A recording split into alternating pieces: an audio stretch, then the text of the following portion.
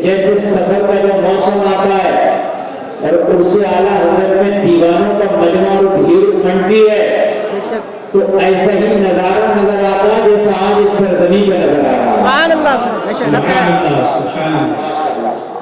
अल्लाह सलामत रखे इस उर्स को भी और उर्स कराने वालों को भी और इस उर्स में आने वालों को भी मेरा मौला सलामत रखे।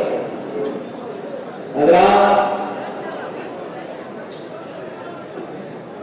मुझे ऐसा लग रहा है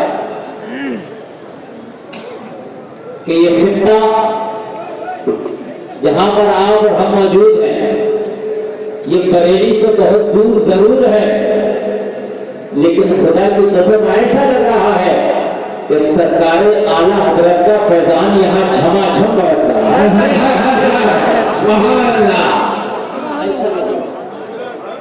क्या कहना लग नहीं रहा है कि आसाम में है, बल्कि बिल्कुल मुझको महसूस ही नहीं हो रहा। मेरी बड़ी तबीयत बाग हो गई और आप हजरात को देखकर और आला हजरत के इन गुलामों को देखकर मेरी थकन भी दूर हो गई। क्या बात है, क्या बात है, ऐसा है। आपके चेहरे और आपकी मुस्कुराहटें ये बता रही हैं कि कौन कहता है हालात से डर जाएंगे। बेशक बेशक। सुनिए आप, जी मैं आसान हिंदी बोलने की कोशिश करूंगा ताकि बात आपके समझ शरीफ में आ सके। समझ शरीफ में मैं ज्यादा हार्ड जुमलों का इस्तेमाल नहीं करूंगा। समझ शरीफ में आ जाए।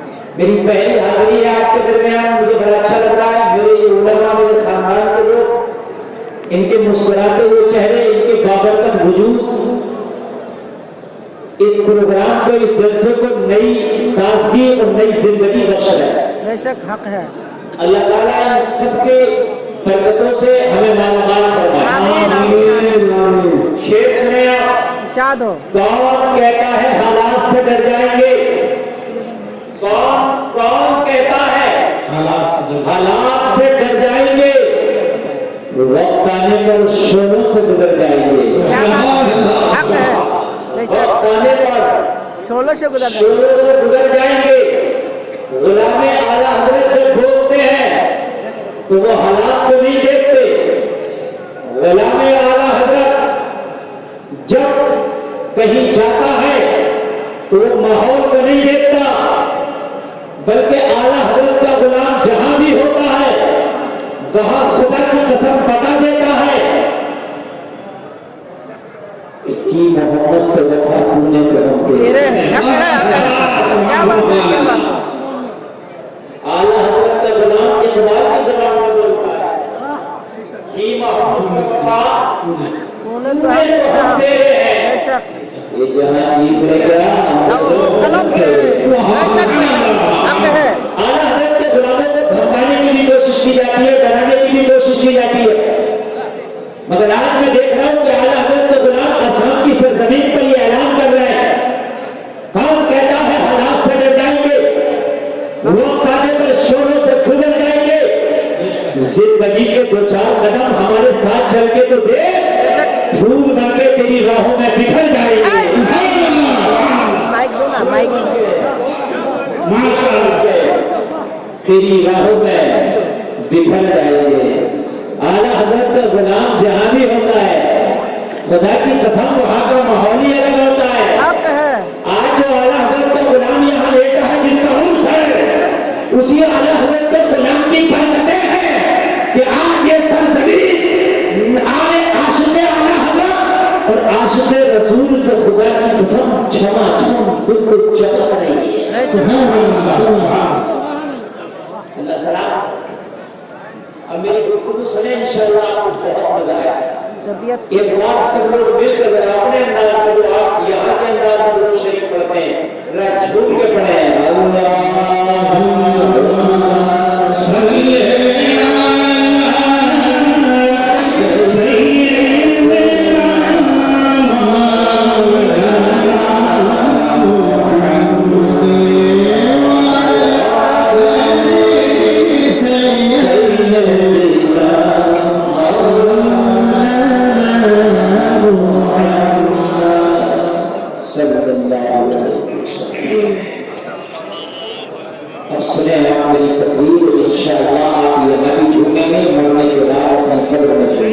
बात है।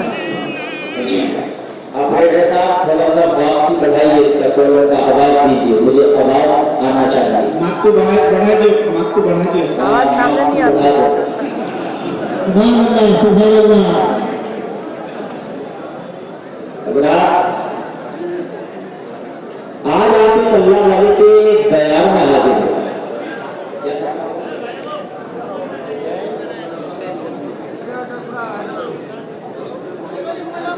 उर्से मोहम्मद हुसैनी में आने वाला, अब सुने, बहुत से लोग कहेंगे तुझे उर्से हुसैनी में क्या मिलता है, बेशक बेशक। और खुतबा लगाया जाता है सीधे साधे भोले भाले मुसलमानों का। उर्से हुसैनी में तू क्यों जाता है? कहते ना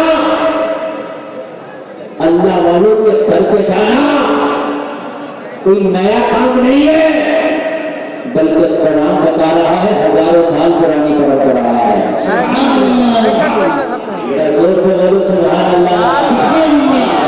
हजारों साल पुरानी परंपरा है अल्लाह वालों के घर पे जाना, अल्लाह वालों के यहाँ जाकर दुआएं मांगना, ये भी हजारों साल पुरानी परंपरा है। बेशक बेशक हक है। और ये कोई नया रस्म, कोई नया रिवाज, कोई नया तरीका नहीं, बल्कि कुरान तो कह रहा है ये अंबिया से साबित है।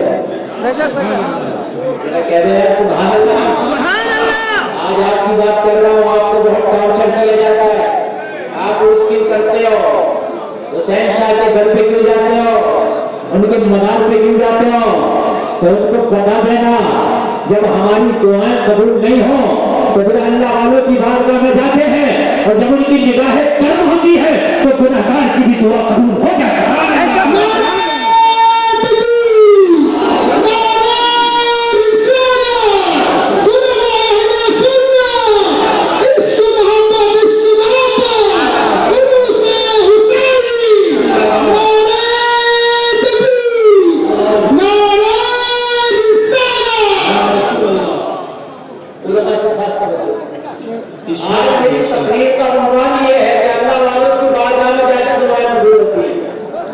बेशक हक है।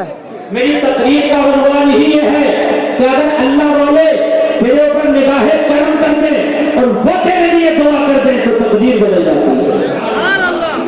सुभान अल्लाह। ये हदीस शरीफ भी है, सदका करने से उम्र लंबी हो जाती है, दुआओं से तकदीर बदल जाती है। ये हदीस शरीफ। अल्लाह वालों के घर पे जाया करो, लेकिन अदब जरूर होना चाहिए जाने का। अल्लाह वालों के घर पे जाओ तो अगर कोई बेपर्दा खातून घूम रही है तो आपको उसको नजर उठा के नहीं देखना है, इसलिए कि अल्लाह वाले की नजर तेरे दिल पे रहती है। तेरा दिल कहाँ है, इसलिए जब अल्लाह वाले की बारगाह में आए, हुजूर मौलाना हुसैन शाह के दरबार में आए, तो यहाँ आंखों की तो हिफाजत करे मगर दिल को भी सलामत रखे आए। अगर मैं कुछ नहीं सकेगा, अल्लाह वालों के दरबार में आए तो दिल को भी संभाल के आए। पढ़ो सूरह आले इमरान, अल्लाह वालों की बारगाह में जाके दुआएं कबूल होती है। एक नबी है जिनका नाम है हजरत ज़करिया। सुभान अल्लाह। नबी होता है, बुढ़ापा आ गया हजरत ज़करिया को, बूढ़े हो गए, बाल सफेद हो गए, कोई औलाद नहीं हजरत ज़करिया पर, कोई औलाद नहीं, बुढ़ापा आ गया। अल्लाह ने फरमाया ज़करिया अगर मेरी कुदरत के करिश्मे देखना चाहते हो तो मरियम की खानका में चले जाओ। क्या बात है, बेशक बेशक हक है। सुभान अल्लाह, सुभान अल्लाह। ये मरियम कौन है? हजरत ईसा की अम्मी। कौन है मरियम? हजरत ईसा अलैहिस्सलाम की अम्मी जान। ये नबिया नहीं है, वलिया। नबी नहीं है ये, वलिया। और कोई भी नबी औरत में नहीं हुआ, सारे नबी जेंट्स मर्द। आवाज बराबर आ गई, लेकिन वलिया है। अल्लाह ने फरमाया ज़करिया मरियम की मेहराबे मरियम में जाओ और हमारी कुदरत के करिश्मे देखो। सुभान अल्लाह, और सुभान अल्लाह। बल्कि और आपको इसका पस मंजर बता,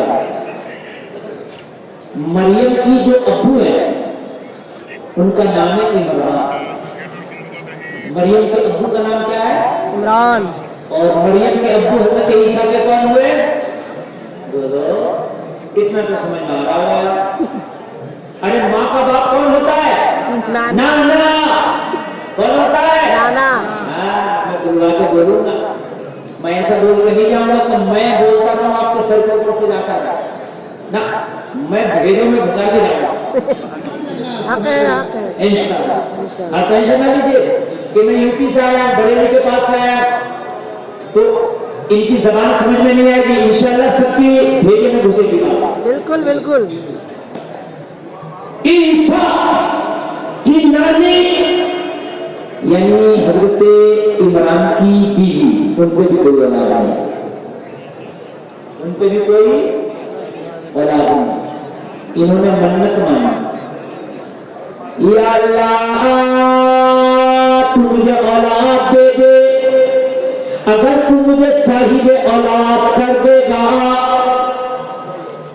पर मैं इस कानत मरात इमरान रब्बी इन्नी नज़रतु लक मा फी बतनी मुहर्ररन फतक़ब्बल मिन्नी। नजर मानी। आज तुम्हारे नजर को कहा जाता है कि ये बिदअत है, ये जो सुन्नी नजर मान के बैठा है ये जायज़ नहीं। नजर मानना बिदअत नहीं बल्कि खुदा की कसम कुरान बता रहा है बुजुर्गों की सुन्नत है।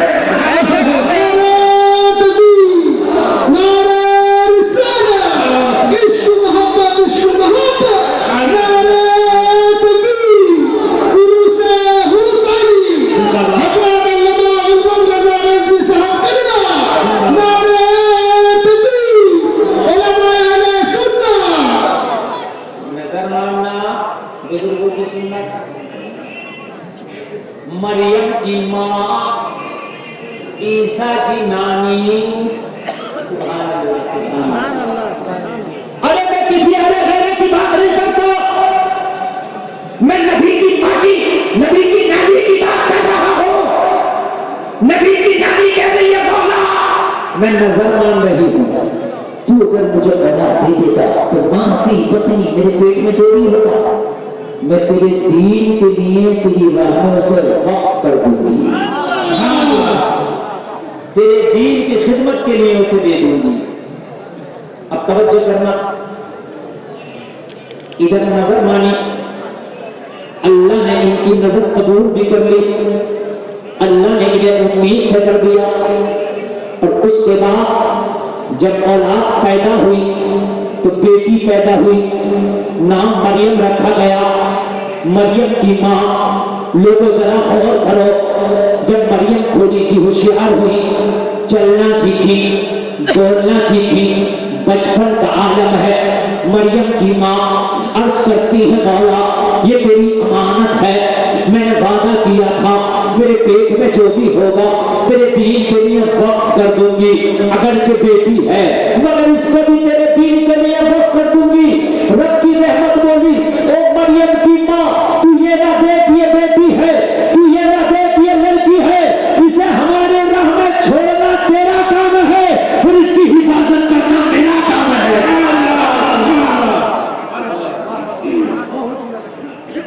तू छोड़ दे, आज आप अपनी दुकान नहीं छोड़ते नमाज के लिए, आज अपना काम नहीं छोड़ते आप नमाज के लिए। आप कहते हो कि मैं अगर दुकान छोड़ दूंगा नमाज के लिए तो दुकान कौन बेचेगा, मेरा काम कौन करेगा? अरे मरियम से पूछ, मरियम तुम्हारी माँ ने तुम्हें जंगलों में छोड़ दिया था, तुम्हारा दोनों कोई बिजनेस था, न मरियम का कोई कारोबार था, लोगों न मरियम को कोई खिलाने वाला, न मरियम को कोई पिलाने वाला, न मरियम की कोई खैरियत लेने वाला, न मरियम के पास कोई आने वाला, न मरियम के पास कोई जाने वाला। हजरत मरियम को सहराओं में जंगल में हजरत मरियम की माँ ने बचपना है छोड़ दिया, वो छोड़ के कहा बोला मैंने तेरी अमानत तेरे हवाले कर दी, तू जाने तेरी मरियम जाने।